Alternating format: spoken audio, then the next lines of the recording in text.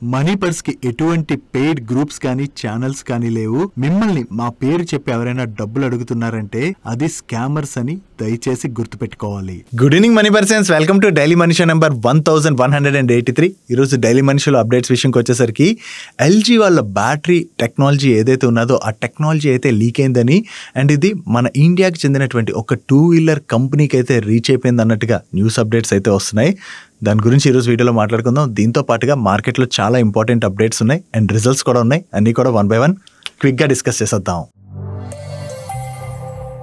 ముందుగా market update చూసినట్లయితే ఈ రోజు సెషన్ లో సెన్సెక్స్ 94 పాయింట్స్ కరెక్ట్ అయ్యి 83,216 పాయింట్స్ కి క్లోజ్ అయినట్లయితే నిఫ్టీ 17 పాయింట్స్ కరెక్ట్ అయ్యి 25,492 పాయింట్స్ కి క్లోజ్ అయింది. అండ్ ఈ రోజు సెషన్ లో మిడ్ క్యాప్ ఇండెక్స్ 0.3% పెరిగినట్లయితే స్మాల్ క్యాప్ ఇండెక్స్ 0.25% కరెక్ట్ అయింది అండ్ బ్యాంక్ నిఫ్టీ 0.56% పెరిగింది. ఈ రోజు సెషన్ లో మార్నింగ్ మన మార్కెట్ లోని బాగానే ప్రెషర్ కనపడింది కానీ దాని తర్వాత మార్కెట్ అయితే కొంత రికవర్ అయింది.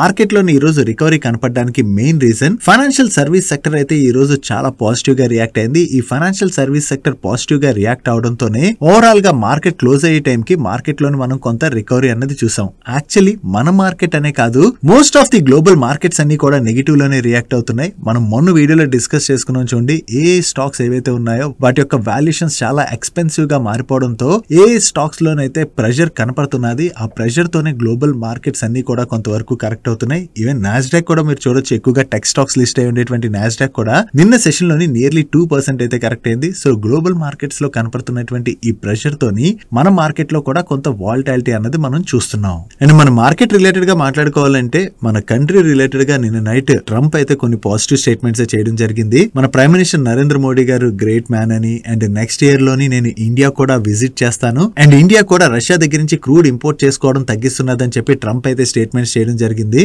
Already India US trade deal related గా చాలా పాజిటివ్ గా ముందుకు వెళ్తున్నట్టుగా వైట్ హౌస్ దగ్గర నుంచి కూడా రీసెంట్ గానే స్టేట్మెంట్స్ వచ్చాయి కదా. సో ఈ ట్రేడ్ డీల్ ఎంత త్వరగా ఫైనల్ అవుతుంది అన్నది మనం చూడాలి. ఇదైతే సాగుతానే ఉన్నది చాలా కాలం నుంచి. త్వరగా ఈ ట్రేడ్ డీల్ కనుక జరిగిపోయినట్లయితే మార్కెట్ రిలేటెడ్ గా ఉన్నటువంటి ఆ చిన్న కన్సర్న్ ఏదైతే ఉందో అది కూడా తొలగిపోయేటువంటి అవకాశం ఉన్నది. నెక్స్ట్ సిఎన్బిసి టీవీ 18 వాళ్ళు కండక్ట్ చేసినటువంటి గ్లోబల్ లీడర్షిప్ సమిట్ లో టాప్ మార్కెట్ ఎక్స్పర్ట్స్ అయితే పార్టిసిపేట్ చేశారు. దీనిలోని ప్రెసెంట్ మార్కెట్ రిలేటెడ్ గా అండ్ ఏ సెక్టర్స్ లో ఆపర్చునిటీ ఉన్నదన్న దాని గురించి వాళ్ళ వ్యూస్ ని క్లియర్ గా షేర్ చేయడం జరిగింది. దీనిలో ముందుగా access capital head of global research అయినటువంటి నీల్కాంత్ మిశ్రా గారు మాట్లాడుతూ ప్రెసెంట్ మన మార్కెట్ మెచ్యూర్ ఫేజ్ లోకి అయితే ఎంటర్ అయిందని, అండ్ ఇప్పుడు చూసినట్లయితే financials, construction and construction proxies ఈ సెక్టర్స్ లోనైతే ఆపర్చునిటీ కనపడుతున్నదని చెప్పేసి ఆయన అయితే కామెంట్ చేశారు. Especially private banking sector space లోనైతే మంచి ఆపర్చునిటీ ఉన్నట్టుగా ఆయన వ్యూస్ అయితే షేర్ చేయడం జరిగింది. దీంతో పాటుగా ఐసిసి ప్రుడెన్షియల్ ఏఎంసీ యొక్క సిఐఓ అయినటువంటి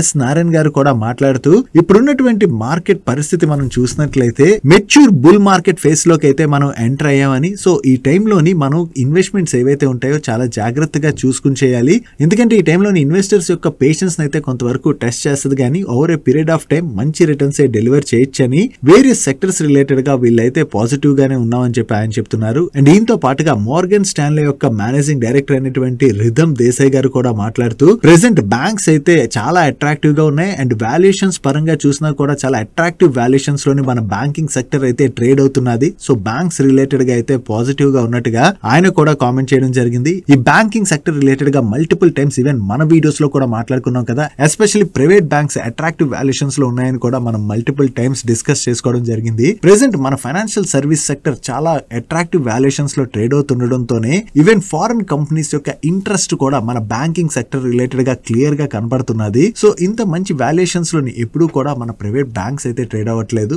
సో ఎవరైనా సరే ఒకవేళ ఈ బ్యాంకింగ్ సెక్టర్ రిలేటెడ్ గా ఇంట్రెస్టెడ్ గా ఉన్నట్లయితే ఒకసారి వర్క్ చేయడానికి ప్రయత్నించండి. మీకు అట్రాక్టివ్ వాల్యుయేషన్స్ లోని మంచి కంపెనీస్ అనేవి దొరుకుతాయి. ఒకవేళ ఈ బ్యాంకింగ్ సెక్టర్ రిలేటెడ్ గా కంప్లీట్ గా వర్క్ చేసి అనాలిసిస్ చేసుకోలేము, డిసైడ్ అవ్వలేము అనుకున్నట్లయితే ఈవెన్ మ్యూచువల్ ఫండ్ రూట్ ని కూడా సెలెక్ట్ చేసుకోవడం అన్నది బెటర్ ఆప్షన్. నెక్స్ట్ ఎలక్ట్రిక్ 2-వీలర్స్ ని మ్యానుఫ్యాక్చర్ చేసేటువంటి ఓలా ఎలక్ట్రిక్ వాళ్ళ రిలేటెడ్ గా ఒక నెగిటివ్ న్యూస్ అయితే కనపడుతున్నది. సౌత్ కొరియాకి చెందినటువంటి ఎల్జీ ఎనర్జీ సొల్యూషన్స్ వాళ్ళకి చెందినటువంటి lithium lithium ion battery production process ఏదైతే ఉన్నదో దాన్ని ఈ ఎల్జీ ఎనర్జీ సొల్యూషన్స్ లోని వర్క్ చేసేటువంటి one of the researcher Ola electric అయితే ట్రాన్స్ఫర్ చేసేసినట్లుగా వేరియస్ మీడియా ప్లాట్ఫామ్స్ అయితే రిపోర్ట్ చేస్తున్నాయి. దీని రిలేటెడ్ గా LG energy solutions already complaint కూడా చేసిందని అండ్ అఫీషియల్ అథారిటీస్ ఎవరైతే ఉన్నారో వాళ్ళు ఇన్వెస్టిగేషన్ కూడా దీనిపైన జరుపుతున్నట్లుగా మీడియా ప్లాట్ఫామ్స్ రిపోర్ట్ చేయడం జరిగింది. బట్ నిజంగా ఈ lithium ion battery production process ఏదైతే ఉందో దాన్ని ఓలా ఎలక్ట్రిక్ కే ఇతను ట్రాన్స్ఫర్ చేశారా లేదా అన్నది మన ఎవరికి కూడా తెలీదు. సో సోర్సెస్ ద్వారా వస్తున్నటువంటి ఇన్ఫర్మేషన్ మాత్రమే. సో ఇన్వెస్టిగేషన్ కూడా జరుగుతుందని చెప్తున్నారు కదా. ఈ ఇన్వెస్టిగేషన్ జరిగిన తర్వాత ఆ lithium ion battery production process నిజంగా ఓలా ఎలక్ట్రిక్ కే ట్రాన్స్ఫర్ అయినట్టుగా గనక తెలిసినట్లయితే అది ఓలా ఎలక్ట్రిక్ రిలేటెడ్ గా నెగిటివ్ అయ్యేటువంటి అవకాశం ఉన్నది. బట్ ఇది జస్ట్ మీడియా సోర్సెస్ ద్వారా వస్తున్నటువంటి ఇన్ఫర్మేషన్ మాత్రమే. ఫైనల్ గా ఇది నిజమా కాదా అన్నది ఇంకా తెలియాల్సి ఉన్నది.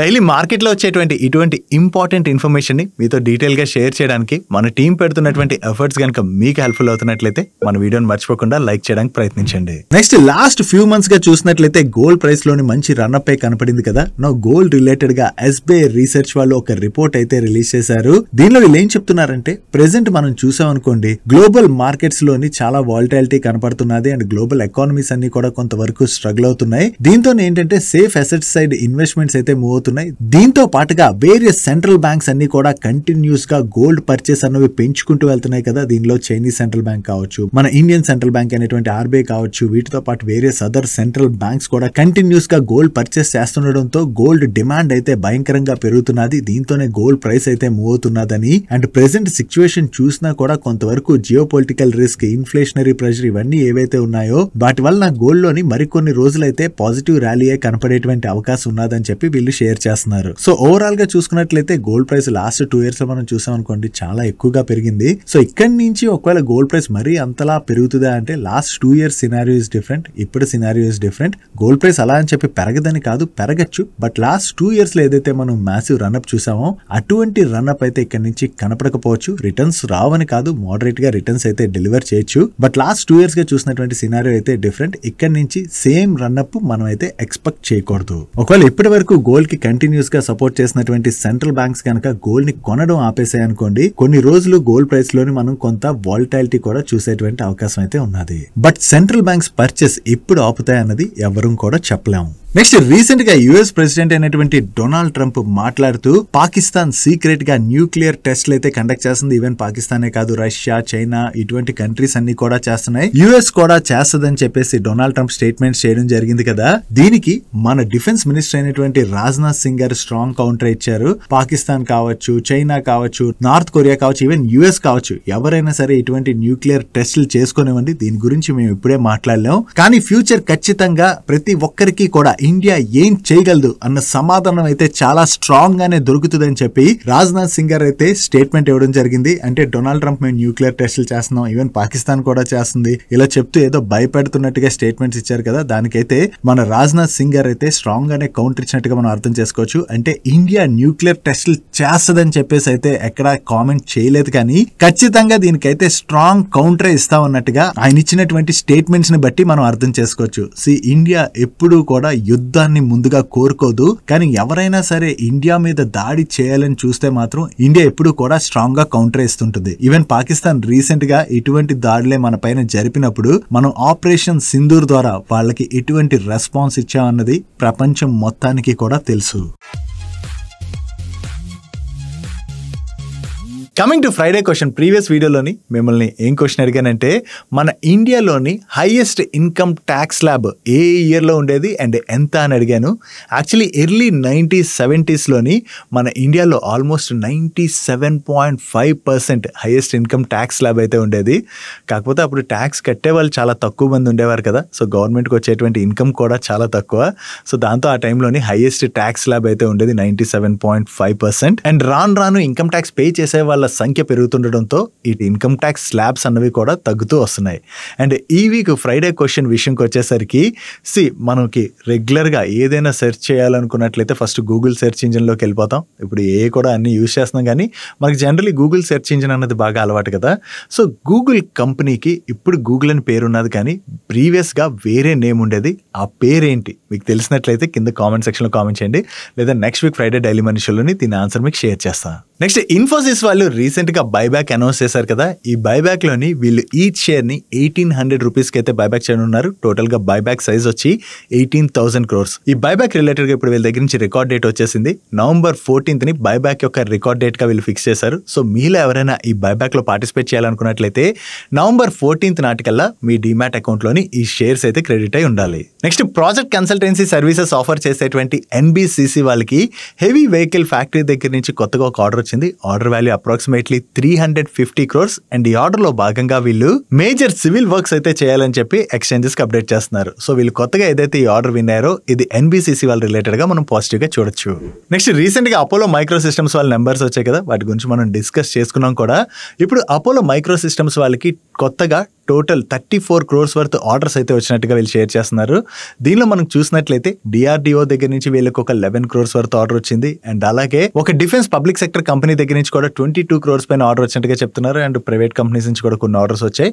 ఓవరాల్ గా చూసుకుంటే అన్ని ఆర్డర్స్ కలిపి 34 crores వర్త్ ఆర్డర్స్ అయితే వీళ్ళు విన్ అయ్యారు. ఇలా కంటిన్యూస్ గా ఆర్డర్స్ విన్ అవుతున్నారు కాబట్టి వీళ్ళ ఆర్డర్ బుక్ కూడా స్ట్రాంగ్ గానే గ్రో అవుతుంది.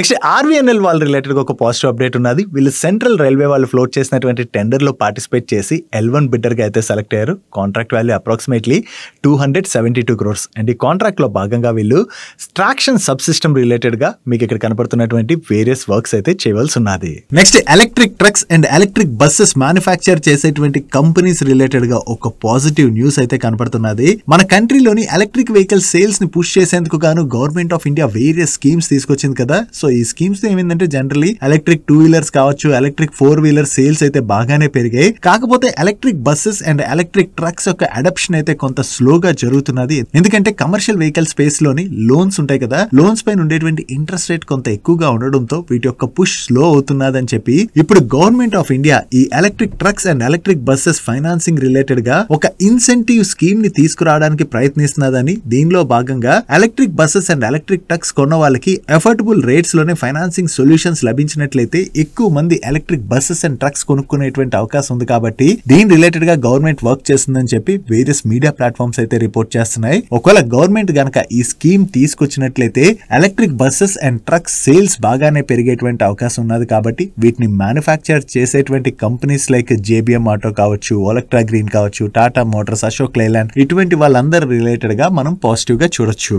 నెక్స్ట్ రైల్వే PSU కంపెనీ అయినటువంటి రైల్టెల్ వాళ్ళు కొత్తగా 2 ఆర్డర్స్ విన్నారు. దీనిలో ఫస్ట్ ఆర్డర్ వీళ్ళకి గుజరాత్ సర్వ శిక్ష అభియాన్ ఎడ్యుకేషన్ డిపార్ట్మెంట్ దగ్గర నుంచి వచ్చింది. ఈ order value approximately 65 crores. And ఈ ఆర్డర్ లో భాగంగా వీళ్ళు ఎడ్యుకేషన్ ల్యాబ్ డిజైన్ ఇన్స్టలేషన్ తో పాటు మెయింటెనెన్స్ సర్వీసెస్ కూడా ప్రొవైడ్ చేయవలసి ఉన్నది. అండ్ ఈ కాంట్రాక్ట్ ని వీళ్ళు 2028 November కల్లా ఎగ్జిక్యూట్ చేయాలి. దీంతో పాటుగా వీళ్ళకి ఉత్తరప్రదేశ్ కి చెందినటువంటి information technology and electronics department దగ్గర నుంచి మరొక ఆర్డర్ అయితే విన్నారు. ఈ order value approximately 13 crores 86 lakhs. And ఈ ఆర్డర్ లో భాగంగా వీళ్ళు ఉత్తరప్రదేశ్ లో ఉన్నటువంటి స్కూల్స్ కి Atal tinkering labs installation, commissioning, training లాంటి సర్వీసెస్ అయితే ప్రొవైడ్ చేయవలసి ఉన్నది. వీళ్ళు కొత్తగా ఏవైతే ఈ కాంట్రాక్ట్స్ విన్నారో ఇది రైల్టెల్ వాళ్ళ రిలేటెడ్ గా మనం పాజిటివ్ గా చూడొచ్చు. నెక్స్ట్ అలంబిక్ ఫార్మాసిటికల్స్ వాళ్ళ రిలేటెడ్ గా కూడా 2 అప్డేట్స్ ఉన్నాయి. వీళ్ళ సుమట్రిప్టాన్ ఇంజెక్షన్ కి US FDA దగ్గర నుంచి ఫైనల్ అప్రూవల్ అయితే వచ్చింది. అండ్ September 2025 12 months ఎండింగ్ నాటికి US లోని దీని యొక్క estimated market size $73 million.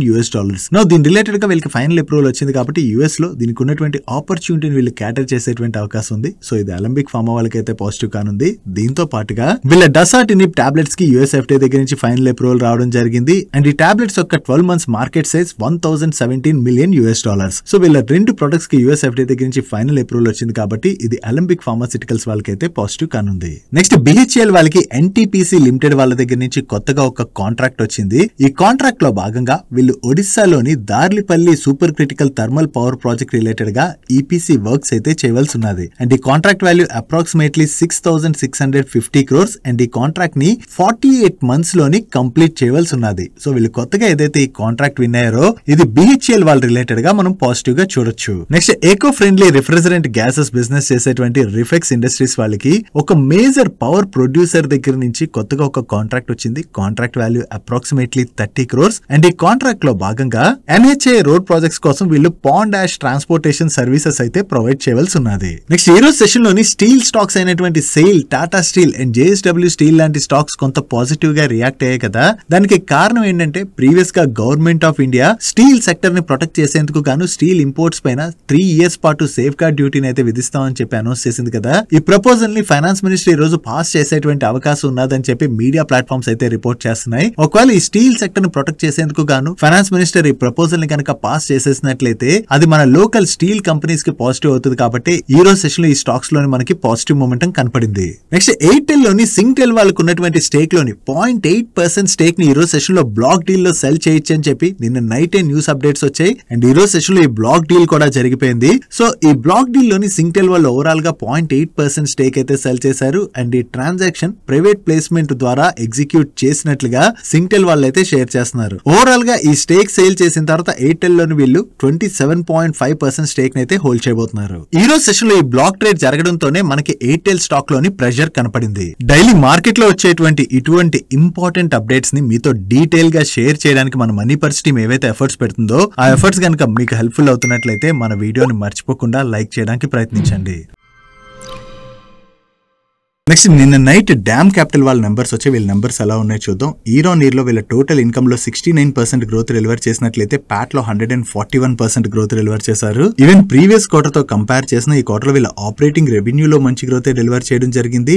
And even profit లో కూడా చాలా మంచి గ్రోత్ కనిపిస్తుంది. జనరలీ వీళ్ళ నెంబర్స్ లోని ఇంత గ్రోత్ కనపడడానికి రీజన్ లాస్ట్ క్వార్టర్ లో మీకు గుర్తున్నట్లయితే మోర్ నెంబర్ ఆఫ్ ఐపీఓస్ వచ్చాయి కదా. ఆ వచ్చినటువంటి ఐపీఓస్ లోని వీళ్ళదే 18% ఆఫ్ ది మార్కెట్ షేర్ వీళ్ళ ఐపీఓస్ కి లీడ్ మేనేజర్ గా వ్యవహరిస్తుంటారు కదా. సో ఎప్పుడైతే ఇలా ఐపీఓస్ కంటిన్యూస్ గా వస్తాయో ఆ టైంలోని వీళ్ళ నెంబర్స్ లో మనకి మంచి గ్రోత్ కనపడుతుంది. జనరలీ మీరు స్టాక్ లిస్ట్ అయిన తర్వాత చూసారనుకోండి Dam Capital stock massive pressure చూసాం. ఎందుకంటే ఐపీఓస్ పెద్దగా రాకపోవడంతో మనకి క్లియర్ గా వీళ్ళ నెంబర్స్ లో డ్రాప్ కనపడింది. దాంతో స్టాక్ కూడా బాగానే కరెక్ట్ అయింది. ఇప్పుడు మళ్ళీ తిరిగి ఐపీఓస్ బాగా వస్తున్నాయి కాబట్టి వీళ్ళ నెంబర్స్ లో మనకు గ్రోత్ కనిపిస్తుంది. సో ఇది సిక్లికల్ నేచర్ ఉన్నటువంటి స్టాక్ అనేది మనం గుర్తుంచుకోవాలి. సో ఆ సైకిల్ ఎవరైతే కరెక్ట్ గా అర్థం చేసుకుని ప్లే చేయగలరో వాళ్ళకైతే ఈ స్టాక్ వల్ల బెనిఫిట్ కలుగుతుంది. కాకపోతే ఆ సైకిల్ ని కరెక్ట్ గా అర్థం చేసుకోవడం చాలా ఇంపార్టెంట్. నెక్స్ట్ మ్యాన్కైండ్ ఫార్మా వాళ్ళ నెంబర్స్ వచ్చే వీళ్ళ నెంబర్స్ ఎలా ఉన్నాయో చూద్దాం. వీళ్ళ ఆపరేటింగ్ రెవెన్యూలో ఇయర్ ఆన్ ఇయర్ లో 20% పైన గ్రోత్ డెలివర్ చేసినట్లయితే సీక్వెన్షియల్ బేసిస్ లో 3.6% గ్రోత్ డెలివర్ చేశారు. అండ్ ఎబిటాలో ఇయర్ ఆన్ ఇయర్ లో చూసిన క్వార్టర్ ఆన్ క్వార్టర్ లో చూసిన 8.7% గ్రోత్ డెలివర్ చేయడం జరిగింది. బట్ ప్యాట్ లో మాత్రం సీక్వెన్షియల్ బేసిస్ లో 17% గ్రోత్ డెలివర్ చేసిన లాస్ట్ ఇయర్ సేమ్ క్వార్టర్ తో కంపేర్ చేస్తే ఈ క్వార్టర్ లో వీళ్ళ ప్యాట్ లో 21% డ్రాప్ కనిపిస్తుంది. And year on year basis లోని వీళ్ళ మార్జిన్స్ కూడా కరెక్ట్ అయ్యాయి. బట్ సీక్వెన్షియల్ బేసిస్ లో అయితే వీళ్ళ మార్జిన్స్ లో డీసెంట్ ఇంప్రూవ్మెంట్ కనిపిస్తుంది. అండ్ వీళ్ళ డొమెస్టిక్ బిజినెస్ లో లాస్ట్ ఇయర్ సేమ్ క్వార్టర్ తో కంపేర్ చేసిన ప్రీవియస్ క్వార్టర్ తో కంపేర్ చేసిన డీసెంట్ గ్రోత్ డెలివర్ చేశారు. అండ్ ఎక్స్పోర్ట్ బిజినెస్ లో అయితే ఇయర్ ఆన్ ఇయర్ లో చాలా మంచి గ్రోత్ కనిపిస్తుంది. ఈవెన్ సీక్వెన్షియల్ బేసిస్ లో కూడా వీళ్ళ ఎక్స్పోర్ట్ బిజినెస్ లో 9.4% గ్రోత్ డెలివర్ చేయడం జరిగింది.